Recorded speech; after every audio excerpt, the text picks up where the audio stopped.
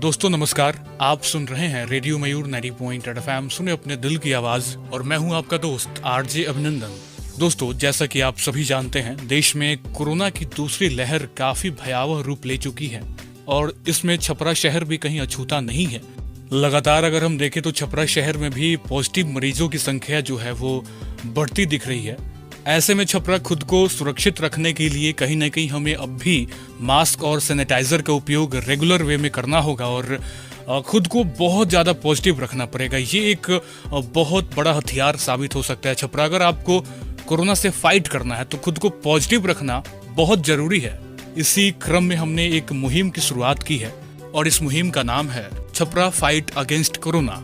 दोस्तों, इस मुहिम में हम लोग उन लोगों से बात करने वाले हैं जो कोरोना की जंग जीत चुके हैं और इसी क्रम में हमसे खास बातचीत करने के लिए मौजूद हैं पृथ्वीराज सिंह। टीम के सदस्य आरजे रजत ने उनसे खास बातचीत की और जाना कैसे इन्होंने कोरोना की जंग को जीता है और खुद को कैसे ये पॉजिटिव रख पाए। तो आइए सुनते हैं पृथ्वीराज सिंह से की हुई ये खास बातचीत। पृथ्वीराज सिंह जी नमस्कार, मैं रेडियो मयूर से आरजे रजत बात कर रहा हूँ। जी सर, सबसे पहले तो पूछूंगा आप अभी कैसे हैं? मैं अभी बिल्कुल स्वस्थ हूँ, बिल्कुल सामान्य जीवन जी रहा हूँ, कोई परेशानी नहीं है।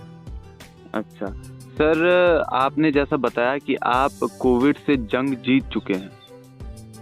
जी मुझे कोविड पॉजिटिव मैं हो गया था, लेकिन ये पहले फेज का कोविड था।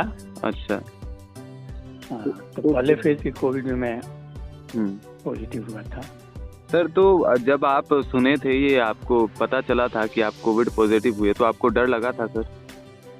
नहीं, मैं कोविड पॉजिटिव हो गया, इसका पता तो मुझे 3 दिन बाद पता चला।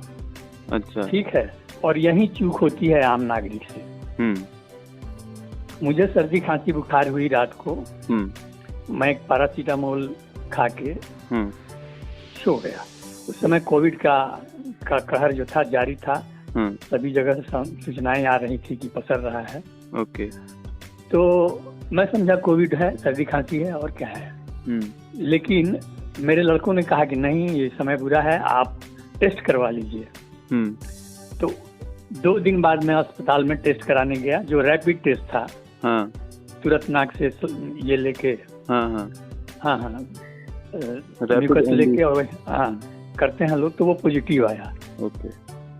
तो तब तक ये 3 दिन हो गए हैं। हाँ। मुझे विश्वास नहीं हुआ ओके कि ये टेस्ट रैपिड टेस्ट झूठ भी हो सकता है। तो मैं RT-PCR के लिए गया और RT-PCR में जानते हैं आप 3-4 दिन समय उस समय भी लगा था। तो ये आप पूर्णतः जान पाते हैं कि आप पॉजिटिव हो गए हैं। ओके। और प्रथम लक्षण जो आपका कोविड का दिखा, ये 5-6 दिन लग जा रहा है। ओके। और यही केस खराब हो जा रहा है। ओके। तो सर, जब आप RT-PCR करवाए जी, तो उसमें आपका रिजल्ट पॉजिटिव आया? जी पॉजिटिव आया, तब मेरी कोविड की दवाएं शुरू हुई। तो सर, आप उसके लिए हॉस्पिटल गए या फिर घर पे? नहीं, हॉस्पिटल सौभाग्य से मेरा सिम्टम बहुत सीवियर नहीं था। लेकिन मतलब जिसको माइल्ड सीवियर कहते हैं, मैं घर पर ही रहा और घर पर ही क्वारंटाइन हो गया, सेल्फ क्वारंटाइन हो गया और रिपोर्ट की प्रतीक्षा करने लगा। लेकिन एक शिक्षा तो मैं जरूर ही दे सकता हूँ जी सर। इस महामारी काल में सर्दी खांसी हो, कुछ भी हो, आप उसका प्रथम लक्षण दिखे, कोविड की तैयारी शुरू कर दें। रिपोर्ट RT-PCR आने की प्रतीक्षा ना करें। ये शिक्षा तो मैं दे सकता हूँ। Okay sir. तो सर, एक आप देख रहे हैं कि अभी भी हमारे सारण में भय का माहौल है और अब तो कोरोना का दूसरा स्ट्रेंथ जो है वो शुरू हो गया है, तो स्थिति हालत और भी बद से बदतर हो गई है। तो सर, इस कंडीशन में लोग जो हैं वो बहुत ज़्यादा डरे हुए हैं। इसके ऊपर आप क्या कहेंगे? क्योंकि आप कोविड से जंग जीत चुके हैं, तो डर किस तरीके से काम करता है, आप कुछ बता पाएंगे सर इसके बारे में? डरना नहीं चाहिए। पहली बात कि थोड़ा सूचना और ज्ञान ही डर को आपको भगाएगा। पहली बात कि आप दवाएं भी अब उपलब्ध हैं और डरने से तो मनोबल गिरेगा तो आप और बीमार होइएगा। सूचना यह है कि आप जितनी सूचनाएं इस बीमारी के बारे में प्राप्त करें उतना बढ़िया है। सारे संक्रमित लोग मरते नहीं हैं।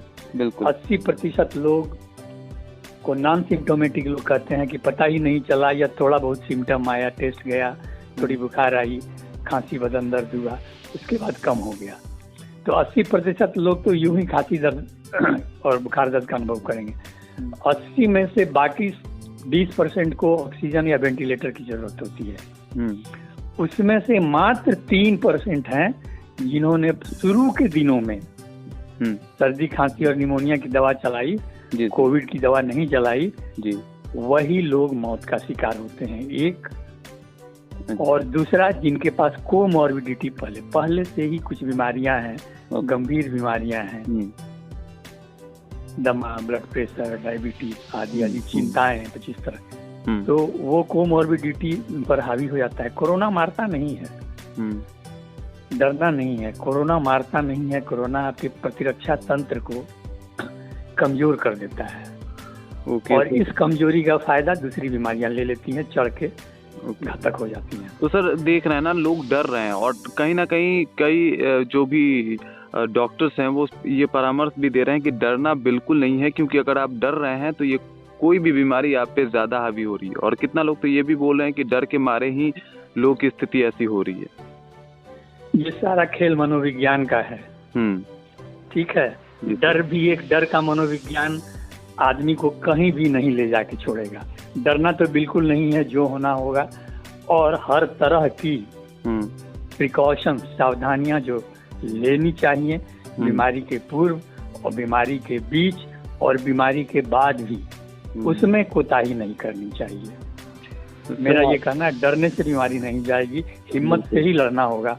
और ये व्यक्ति का हिम्मत नहीं, पूरे परिवार, पूरे समाज का हिम्मत चाहिए इसमें। बिल्कुल सर, पूरे समाज को एक साथ आना पड़ेगा, क्योंकि अगर कोई कोविड पेशेंट होता है तो समाज भी उसे बड़े ही निष्क्रिय या फिर ऐसा देखता है कि उसे कोविड है तो उससे एकदम भागते रहो, दूर ही रहो, उसके अगल बगल से भी मत गुजरो, ऐसी स्थिति हो जाती है। यही तो हो रहा है कि कोई पास नहीं आना चाहता है, या डॉक्टर या पैरामेडिक्स लोग भी डरते हैं, लेकिन अपने परिवार के लोग नहीं डरते हैं जी सर। लेकिन ऐसा नहीं है, सभी इससे नहीं मरते हैं। कुछ को छू के चला जाता है, कुछ को इस तरह आता है कि पता ही ना चले, लेकिन कुछ असावधान लोग गंभीर हो जाते हैं। तो डरने से तो ये नहीं होगा, और डरने से ये बीमारी और फैलेगी। बिल्कुल सर, डरना नहीं है, इसका सामना करना है जी। अच्छा सर, मैं ये कहूँगा कि आप क्या मतलब अभी ये अपने एक्सपीरियंस के तौर पे, क्योंकि आपका उम्र आपने बताया कि आप 66 के हैं। जी। हाँ सर, तो 66 के हैं और साथ ही साथ आप एक प्रोफेसर भी रह चुके हैं जी। और तो आप क्या संदेश देना चाहेंगे छपरा वासियों को, सारण वासियों को कि वो किस तरीके से अपने इस दौर में, अभी जो ये दूसरा स्ट्रेंथ चल रहा है, इस दौर में किस तरीके के कंडीशंस जो हैं वो उसको फेस कर रहे हैं, तो किस तरीके से अपने जीवन शैली को लेके चले कि सब कुछ नॉर्मल और अच्छा हो जाए और उनके लिए बेहतर। देखिए, दूसरा दौर तो घातक है। कई नई उसके म्यूटेशंस आ रहे हैं बीमारी के, और वो ज्यादा घातक हैं और उम्र की सीमा को भी नहीं मान रहे हैं, बच्चों से लेके बूढ़ों को समान रूप से। लेकिन इस बीमारी के बारे में हम बहुत जान गए हैं। दूरी बना के रहना, मास्क पहनना, या लॉकडाउन के नियमों को पालन करना, और हिम्मत बना के रहना। साधारण सी साधारण दवाएं, जिंक या मेड की दवाएं, और ये विटामिन सी की गोलियां खाना, ये सब तो हम लोग जान चुके हैं कि आपकी प्रतिरोधक क्षमता, तो इसका एहतियात करना चाहिए और डरना नहीं चाहिए। और डरने से आप जंग हारेंगे, समाज हारेगा, परिवार भी हारेगा। बहुत बहुत अच्छी बात बताई आपने सर।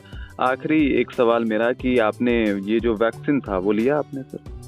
हाँ, मैं वैक्सीन ले लिया हूँ, लेकिन दोनों खुराक मैंने ले लिया हूँ, और वैक्सीन का मेरे ऊपर कोई भी दूसरा प्रभाव नहीं पड़ा। हाँ सर, तो वैक्सीन को लेके भी डर का माहौल है कि वैक्सीन के बहुत सारे अफवाहें उड़ रहे हैं, तो इसके बीच में भी आप एक संदेश दे दे, लोग को बता दें कि आप खुद वैक्सीन लिए हैं और आपका अनुभव कैसा है। मैं वैक्सीन की दोनों डोज ले चुका हूँ, दूसरा डोज लिए भी अब 10 दिन हो रहे हैं। ओके। और वैक्सीन लेने के बाद बहुत सुंदर व्यवस्था है अस्पतालों में। आपको 10 मिनट 15 मिनट लोग प्रतीक्षा करवाते हैं, देखते हैं कि कोई प्रतिक्रिया तो नहीं है, तब आपको कहते हैं कि घर जाइए। तो एक तात्कालिक प्रतिक्रिया से आप बच गए। कुछ लोग कहते हैं कि बुखार हो जा रहा है, सर दर्द हो रहा है, मुझे ऐसा कुछ नहीं हुआ। तो बिल्कुल तो जो होना था कि थोड़ी सी एक वैक्सीन का असर के चलते जो गुलठी जैसा बनता है मांस की जगह पर, वो 1-2 दिन का था, वो फिर अपने से खत्म हो गया। अच्छा, तो वैक्सीन का कोई साइड इफेक्ट नहीं है, ये तय है, हमें तो नहीं लगा। कि सर मुझे लगता है कि आपके बातों को सुन के छपरा वाले बहुत ज़्यादा कुछ सीखेंगे भी, जानेंगे भी, और कोरोना से लड़ने के लिए उनको हिम्मत भी मिलेगी। सर बहुत बहुत शुक्रिया, आप हमसे बात करें, अपना वक्त निकाल के, इसके लिए बहुत बहुत थैंक यू। आप हमेशा स्वस्थ रहें सर। रेडियो मयूर को भी मेरी ओर से ढेर सारी शुभकामनाएं, जनता को भी शुभकामनाएं इस तरह के संदेशों को प्रसारित करने के लिए। आप लोग एक बहुत बड़ा महती काम कर रहे हैं, जागरूकता अभियान चला रहे हैं। धन्यवाद। Okay sir, thank you so much.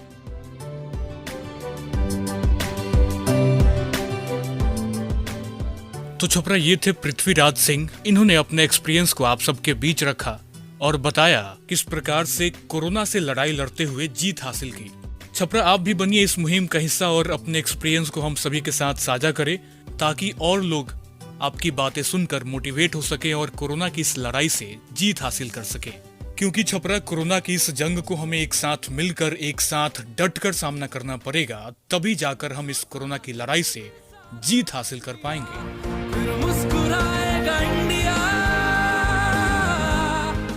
Chhapra fight against corona, लड़ेंगे, जीतेंगे।